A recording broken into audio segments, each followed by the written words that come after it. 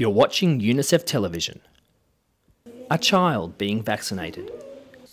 What is a completely routine health practice in many countries around the world has become the topic of fierce debate here in Ukraine.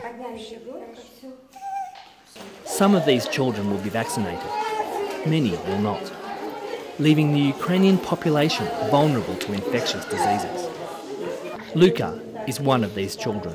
His mother, 34-year-old Olga, and her husband vaccinated their first two children. They were both vaccinated, but they have decided not to vaccinate 7-month-old Luka. И вакцинация, которая как бы говорят, да, что вот мы должны вакцинировать для того, чтобы в дальнейшем наши дети не болели и уменьшить риски заболеваний. Я считаю, я с этим не согласна по той причине, что если ребенок с сильным иммунитетом и будет принимать нормальную пищу и в нормальной экологической обстановке, которая, конечно, отсутствует в нашей стране, то, естественно, мы можем говорить о том, что ребенок может и не заболеть этим страшным заболеванием, от которого нас пытаются уберечь.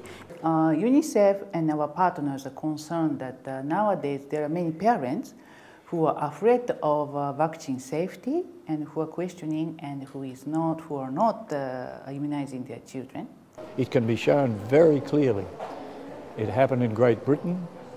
It has happened in Australia when there's been a fall off in the immunisation rate. Children start dying from the primary disease much more commonly than they get the side effects that led to the parents stopping immunisation. The vaccination crisis started in May 2008 during a national supplementary immunisation campaign for Ukrainians aged 15 to 29 against measles and rubella. After more than 100,000 people were vaccinated across the country, the campaign had to stop following the death of a young adolescent boy in eastern Ukraine. Some immediately said the death was vaccine-related. This created fear among many parents, some of whom stopped immunising their children. Investigation by Ukraine's Ministry of Health and international medical experts have since shown his tragic death was not vaccine-related. Here, in the National Vaccine Storage Facility just outside Kiev, hundreds of thousands of doses of measles rubella vaccine lie quarantined in these cold rooms. Does he live near here when he comes to work? How long does it take? За период 2008 года уровень профилактических прививок соответствовал 88% от количества подлежащих детей. В этом году 55,8%. То есть снижение идет где-то на процентов 25-30. В связи с рекламными агентствами, интернетом и различными слухами.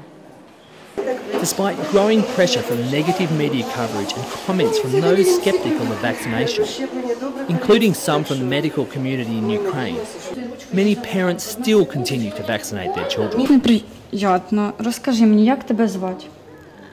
Yevgeny Latashev and his wife Natasha have vaccinated both their sons. They used a private clinic, as they don't trust the quality of vaccines in the public health facilities. They are now confident that their two sons, 10-year-old Andrei and 18-month-old Danila, are protected, but they are concerned about the situation in the country. Не хочется думать о плохом, но, предположим, если случится какая-то там вспышка эпидемии, то она как бы будет как раз результатом того, что люди будут отказываться от вакцинации. В принципе, человек имеет право выбирать, делать себе прививку или не делать, но никто же не думает о последствиях, все говорят именно то, что сейчас. In response to the immunization crisis in Ukraine, UNICEF has launched a project called Restoring Public Trust in Immunization.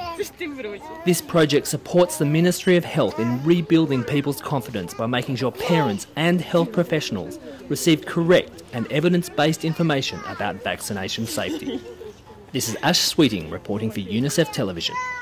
Unite for Children.